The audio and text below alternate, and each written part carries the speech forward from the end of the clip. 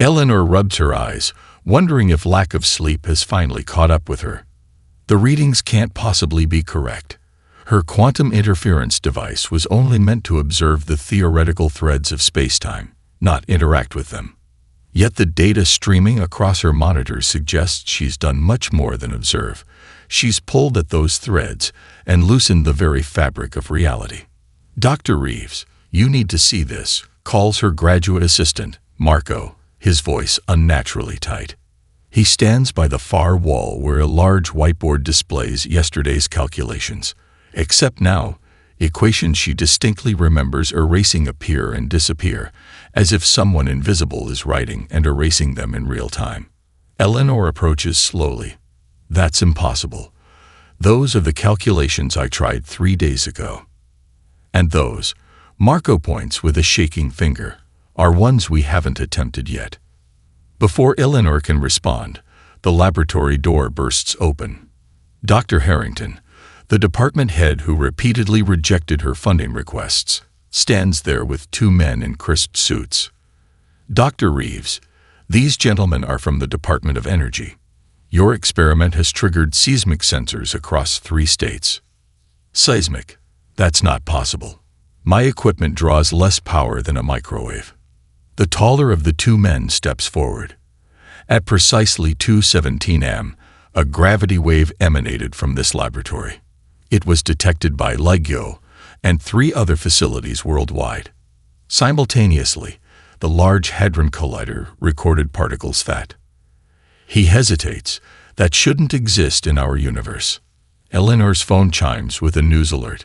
Reports of unusual phenomena are popping up across the city, compasses spinning wildly, electronic devices playing recordings from days ago, people claiming to see double or triple versions of random objects. Dr. Reeves, the second man says, sliding a document across her desk, you need to come with us immediately. Your research has been classified at the highest level. Eleanor glances at the non-disclosure agreement. I'm not signing anything until I understand what's happening. A coffee mug on her desk begins to vibrate. Then, impossibly, it passes halfway through the solid surface before returning to normal. No one speaks for several heartbeats. That's what's happening, Doctor, the first man says quietly. Reality is becoming flexible. Within hours, Eleanor's modest lab transforms into a secured facility.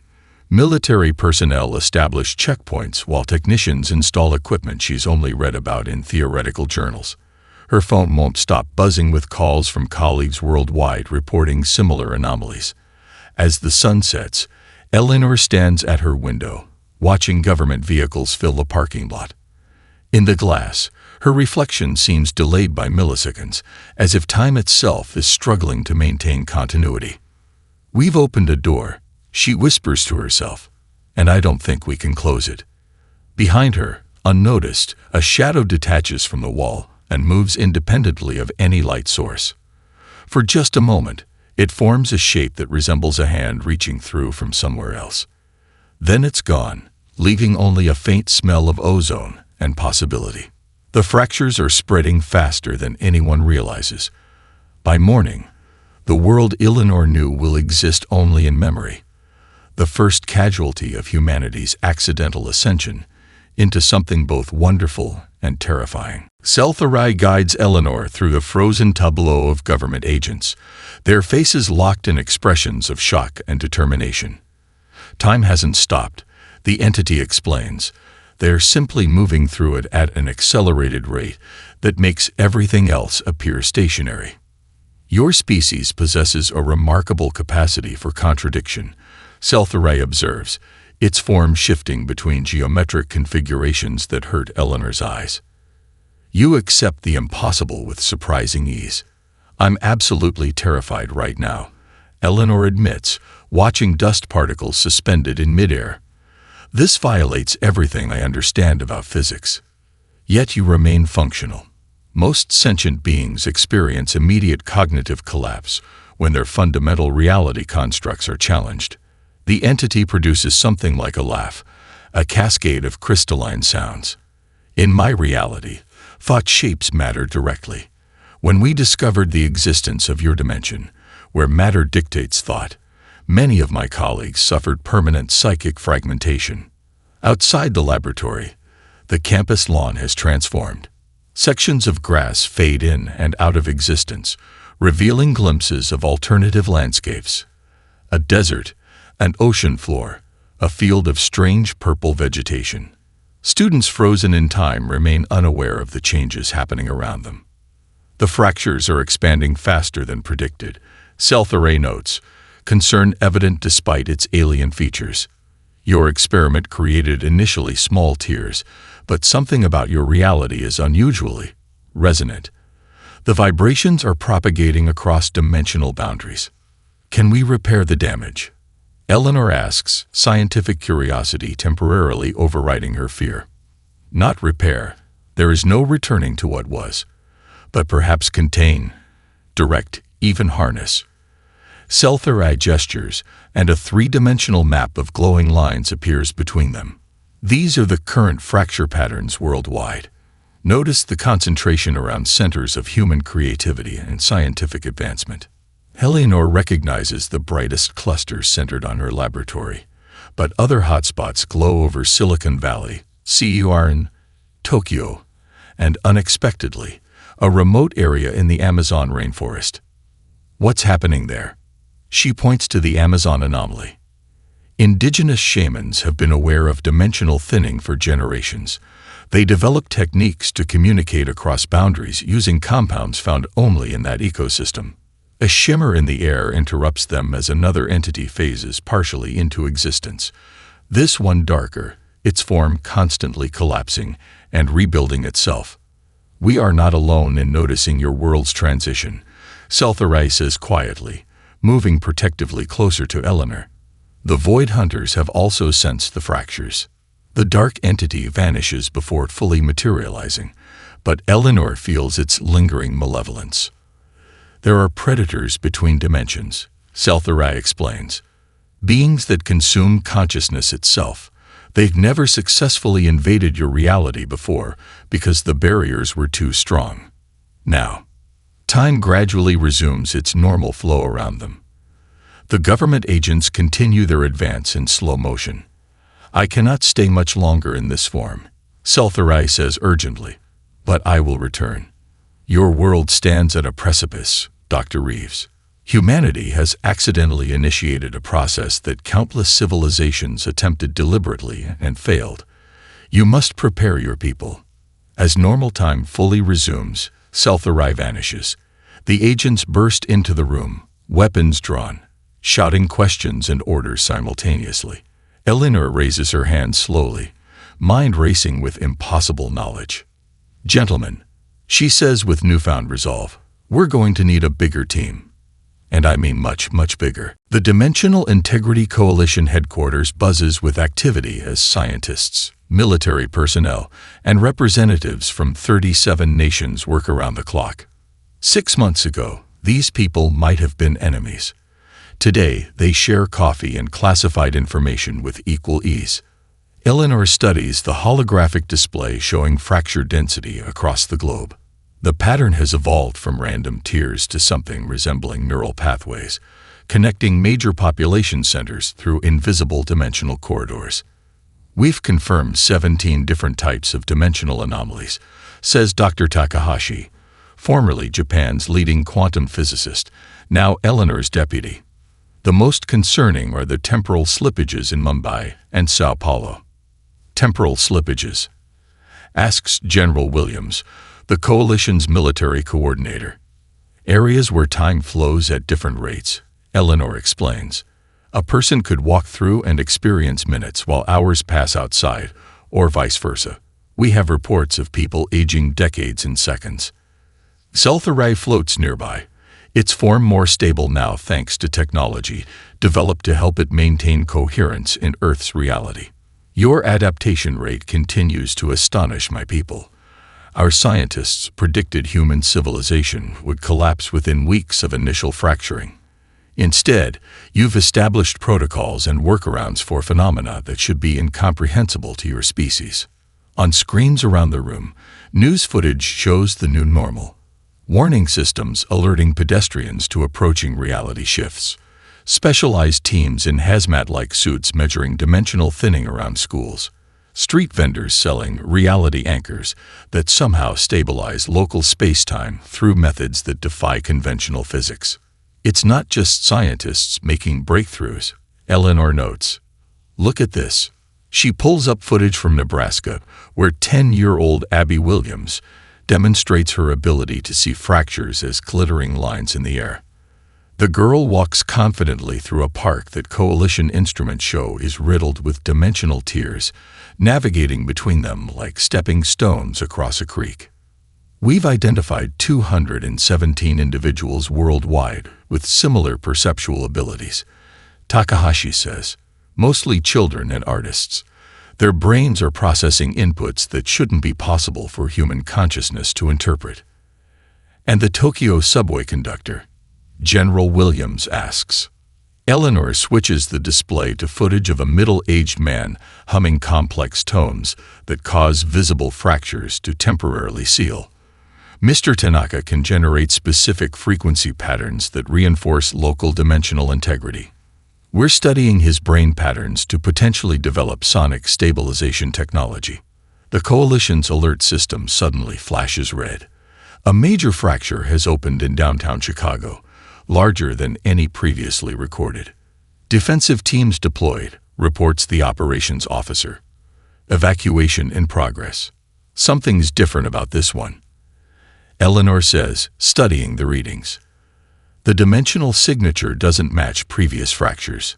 Zeltharai moves closer to the display, its form flickering with what Eleanor has learned to recognize as alarm.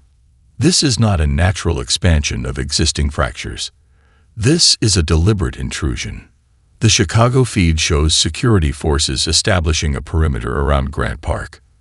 In the center, a shape coalesces, a perfect geometric form that shouldn't be possible in three-dimensional space. They found a way through, Zeltharai whispers. The hunters have learned to create their own paths into your world. Eleanor meets the entity's gaze. Then we better learn how to close them. Maya Chen crouches behind the remains of a fountain in what was once a bustling Miami shopping district. Her team is scattered throughout the fractured landscape, communicating through subvocal microphones that bypass normal sound waves, theoretically undetectable to the hunters. Status report, she whispers, scanning the area through specialized goggles that render dimensional anomalies in false color. Northwest sector clear, comes Dr. Emerson's reply. The quantum physicist had insisted on joining the field team, arguing that theoretical knowledge wasn't enough anymore. Southeast showing ripples, reports Rodriguez, the schizophrenic artist whose condition had somehow prepared him to perceive multiple realities simultaneously. Something's moving through the spaces between. Maya checks her weapon, a modified pulse rifle developed using Zeltharai's insights, designed to disrupt the quantum coherence of interdimensional entities. 3 weeks of field testing had proven its effectiveness, but each encounter with the hunters revealed new adaptations in their hunting techniques. They're learning, Maya mutters, adjusting her position. But so are we. Motion flickers at the edge of her vision, the telltale stop-motion movement of a hunter shifting between dimensional phases. Its elongated form resembles a human figure stretched like taffy, limbs bending at impossible angles as it stalks through the ruins. Maya signals her team to hold position. The hunter hasn't detected them yet, focused instead on something near the collapsed food court. She squints, adjusting her goggles, and stifles aghast. A civilian, somehow overlooked during evacuation, huddles behind an overturned table. Standard protocol dictates awaiting backup for civilian extraction, but the hunter is only moments from discovering its prey. Maya makes her decision. Emerson, Rodriguez, convergence pattern delta on my mark. She rises slightly, sighting down her rifle. Jackson, be ready with the containment field. The hunter suddenly freezes, its faceless head turning toward Maya's position with unnatural precision. It knows they're here. Mark. Maya shouts, breaking cover and firing a burst of energy that distorts the air around the hunter. The creature shrieks, a sound that exists partly in other dimensions, causing nearby reality to vibrate painfully. It lunges toward the civilian with impossible speed. Maya intercepts it, rolling beneath its elongated limbs and placing herself between the hunter and its prey. Up close, she sees the thing's form constantly shifting, parts of it existing in realities she can only glimpse through her specialized equipment. Pattern isn't working. Emerson shouts as his shots pass harmlessly through the creature. The hunter reaches for Maya with appendages that seem to multiply as they move. She fires directly into what should be its center mass, but the pulse passes through empty space. Its phase shifting faster than before. She realizes aloud. They're adapting to our weapons. Inspiration strikes as Maya recalls her team's first engagement. Everyone switched to randomized pulse patterns. Don't maintain any consistent frequency. Her team complies immediately, their weapons now firing erratically across multiple energy signatures. The hunter recoils, suddenly unable to predict which dimension to shift into for safety. They can't handle randomness, Maya says, advancing steadily. They evolved in realities with fixed rules. The containment field activates, surrounding the disoriented hunter with a shimmering barrier of quantum-locked energy.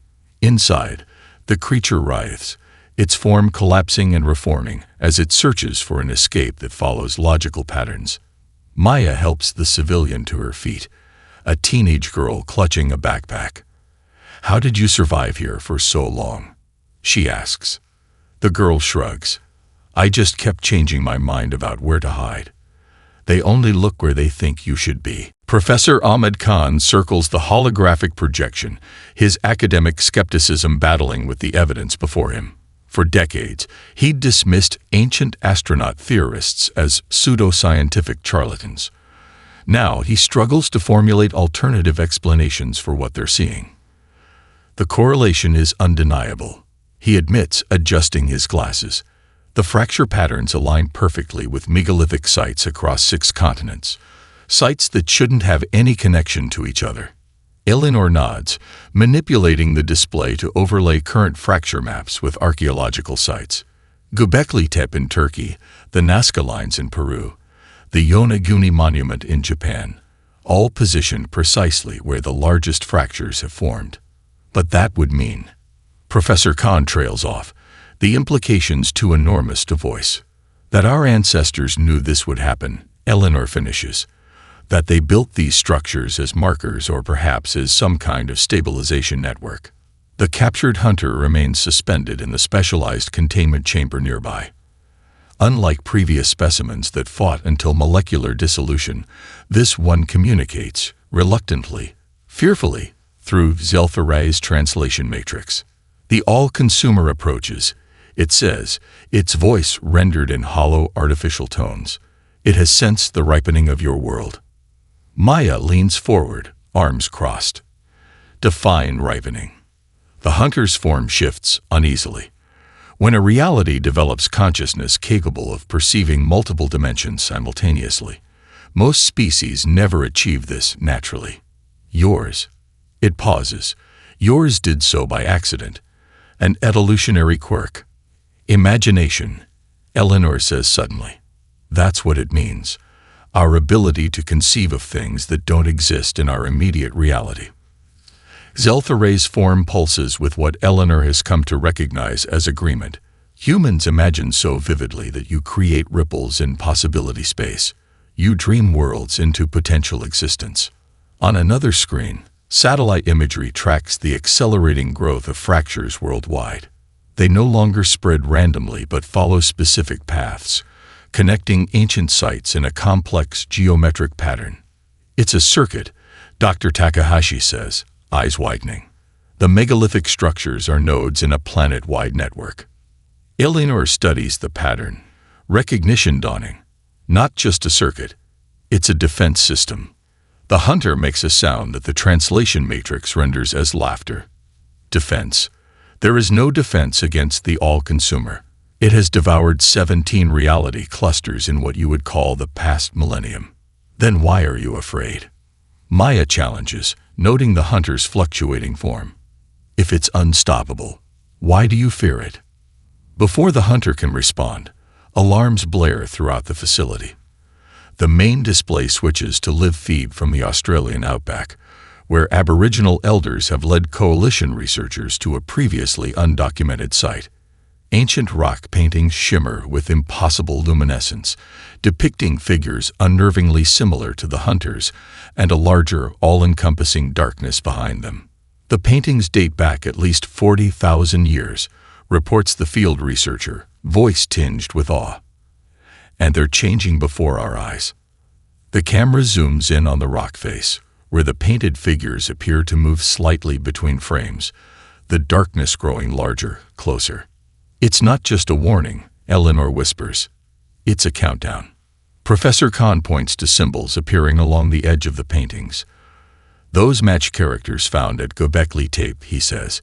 We never understood them before, but if we cross-reference with the translation matrix, the matrix processes the symbols, rendering them in modern language. When the skies darken, sing the song that shapes what comes after. New York City has become a temporal mosaic. Snow falls in Manhattan, while Brooklyn basks in summer heat. In Queens, cherry blossoms bloom in perpetual spring, while the Bronx cycles through seasons every few hours. Yet life continues with remarkable normalcy, adapted to the new physics of a fractured world. Street vendors near Central Park sell reality umbrellas that maintain consistent atmospheric conditions for the bearer. Subway maps now include warnings about temporal shifts between stations. Schools hold classes in multiple timelines simultaneously, with teachers and students phasing between them as needed. Eleanor walks through Times Square with Maya, marveling at humanity's resilience. Digital billboards cycle through advertisements from past, present, and potential futures. A street performer manipulates small fractures to create dazzling light shows that would have been impossible physics 6 months ago. We should be breaking down, Eleanor says softly. Culturally, psychologically, we should be in complete collapse. Maya nods, watching a child catch a ball that occasionally becomes transparent. Instead, we're making art with it, creating games, building new social norms. Their coalition badges grant them access to the makeshift research lab established in the Empire State Building. Inside, engineers and physicists work alongside artists and musicians, the traditional boundaries between disciplines having dissolved out of necessity. The sonic stabilization technology is showing promise, reports Dr. Alvarez, leading them to a chamber where Mr. Tanaka from Tokyo collaborates with a team of opera singers and sound engineers. We've managed to temporarily seal fractures up to 8 meters wide by combining specific frequency patterns. On the observation deck, transformed into a dimensional monitoring station, Eleanor studies the darkening sky. Through specialized lenses, the approaching presence of the devourer is visible as a vast shadow spreading across the stars, growing closer each day. The ancient sites are fully activated now, Maya says, checking readings on her tablet. All 17 major nodes and 43 minor ones are exhibiting the same energy signatures worldwide. A young woman approaches them hesitantly, introduced as Dr. Patel's daughter. At 16, Divya Patel has become invaluable to the coalition after demonstrating an uncanny ability to intuitively understand the mathematics of dimensional mechanics. I've been analyzing the pattern, she says, displaying complex equations on her device. It's not just a defense system, it's a transformational matrix.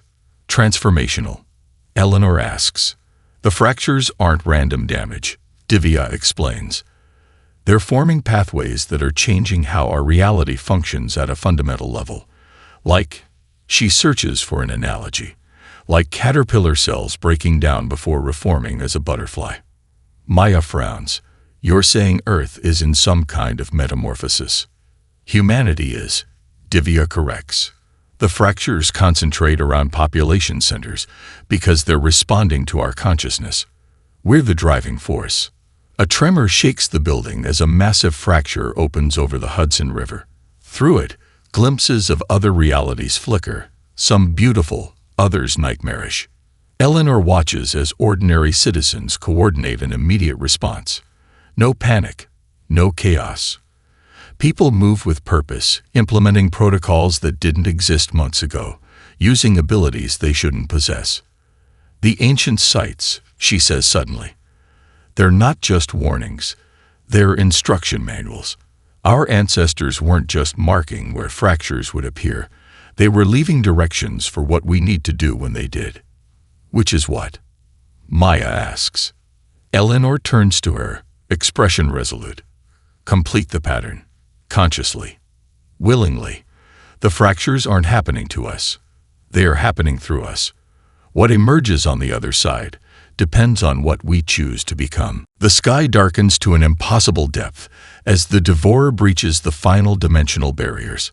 Stars vanish one by one, swallowed by a presence so vast it defies comprehension. Around the world, the ancient sites pulse with energies that human instruments can barely measure, their megalithic structures resonating in perfect harmony.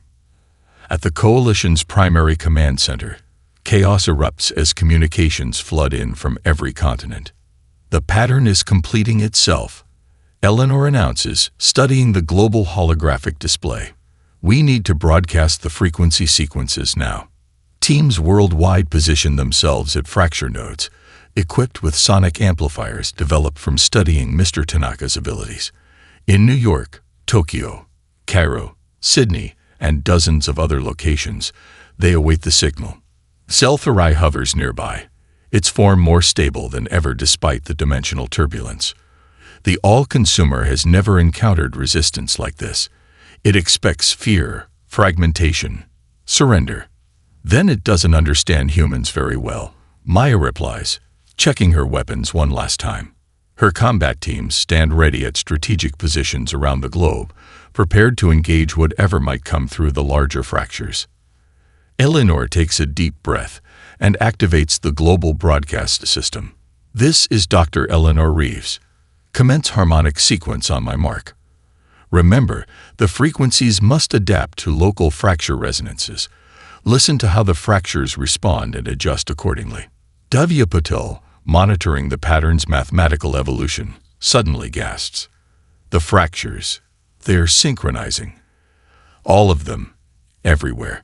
On screens around the command center, fractures worldwide pulse with the same rhythm, like a planet-wide heartbeat. Mark. Eleanor commands. The harmonic sequence begins. Sound waves designed to bridge dimensional states wash across the planet. For a moment, nothing seems to happen.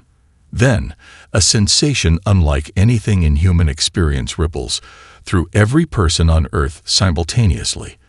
A brief, profound awareness of connection, of being individual nodes in a vast consciousness. Eleanor feels herself both entirely present in her body and somehow expanded beyond it. She perceives Maya beside her, but also everyone else. Billions of minds briefly unified, yet retaining their distinct identities. Through this collective awareness, she senses the Devourer's surprise, then uncertainty, then something entirely unexpected. Fear. As the moment passes, humanity emerges changed. The fractures remain, but now they appear as luminous seams rather than tears, binding reality rather than rending it. People discover they can perceive multiple timelines simultaneously while maintaining their core identities. The boundary between thought and matter becomes negotiable, allowing limited manipulation of local reality through focused intention. Maya blinks, adjusting to new sensory inputs. I can feel them, she whispers. My team, I can sense where they are, what they're experiencing. Controlled empathic resonance, Seltharai explains. Your consciousness exists partially in a shared dimension now. Eleanor's attention snaps to the sky, where the Devourer looms like a wound in reality itself. It's still coming. The transformation hasn't stopped it. No, Seltharai agrees, but it has given you the means to fight. The Devourer reaches toward Earth with appendages that exist in multiple dimensions simultaneously, expecting to find a broken, fragmented species ripe for consumption. Instead, it encounters unified resistance as consciousness across the planet coalesces into coordinated defense. Maya feels the call and responds instinctively, her mind connecting with thousands of others. Their bodies remain separate, but their perceptions and intentions merge into a collective intelligence that moves with perfect coordination across multiple dimensions. "We are not prey," she declares, her voice somehow echoing through the collective consciousness of humanity. "And this is our world." 5 years after the Devourer's defeat, Earth hardly resembles the world that came before. Cities extend into multiple dimensions, with architecture that responds to collective emotional states.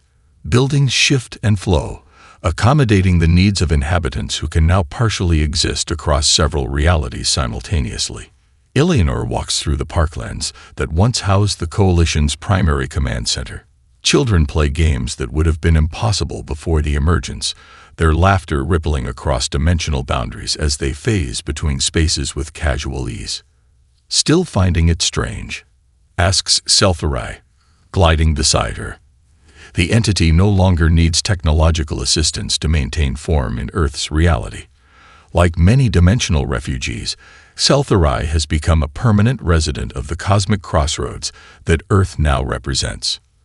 "Not strange," Eleanor replies, watching a group of teenagers manipulate small fractures to create intricate moving sculptures of light and possibility. "Just remarkable how quickly we adapted. How completely."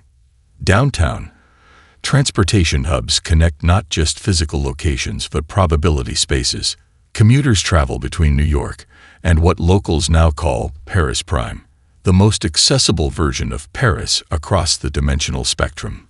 Trade routes link Earth to 17 other inhabited realities, bringing resources, knowledge, and cultural exchange that has transformed human society. Maya Chen strides through the Interdimensional Security Academy she established after the war. Cadets from Earth train alongside beings from across the multiverse, learning to maintain stability along borders that once seemed impermeable.